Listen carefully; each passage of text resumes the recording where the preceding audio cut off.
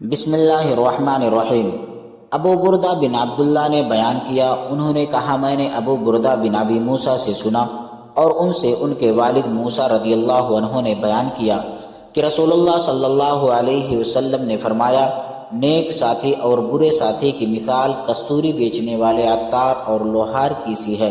مشک بیچنے والے کے پاس تم دو اچھائیوں میں سے ایک نہ ایک ضرور پالو گے، یا تو مشک ہی خرید لو گے ورنہ کم از کم اس کی خوشبو تو ضرور ہی پا سکو گے، لیکن لوہار کی بھٹی یا تمہارے بدن اور کپڑے کو جھلسا دے گی ورنہ بدبو تو اس سے تم ضرور پالو گے۔ صحیح بخاری حدیث نمبر 2101۔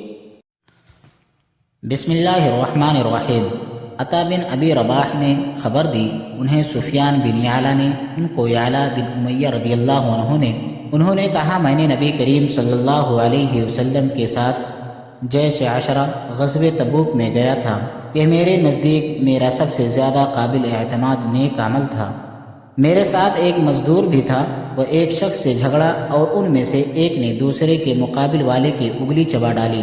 دوسرے نے جو اپنا ہاتھ زور سے کھینچا، اس کے آگے کے دانت بھی ساتھ ہی کھینچے چلے آئے اور گر گئے۔ اس پر وہ شخص اپنا مقدمہ لے کر نبی کریم صلی اللہ علیہ وسلم کی خدمت میں پہنچا۔ نبی کریم صلی اللہ علیہ وسلم نے اس کے دانت کے ٹوٹنے کا کوئی قصاص نہیں دلوایا، بلکہ فرمایا کیا وہ انگلی تمہارے منہ میں چبانے کے لیے چھوڑ دیتا؟ راوی نے کہا کہ میں خیال کرتا ہوں کہ آپ صلی اللہ علیہ وسلم نے یوں بھی فرمایا جس طرح اونٹ چبا لیا کرتا ہے۔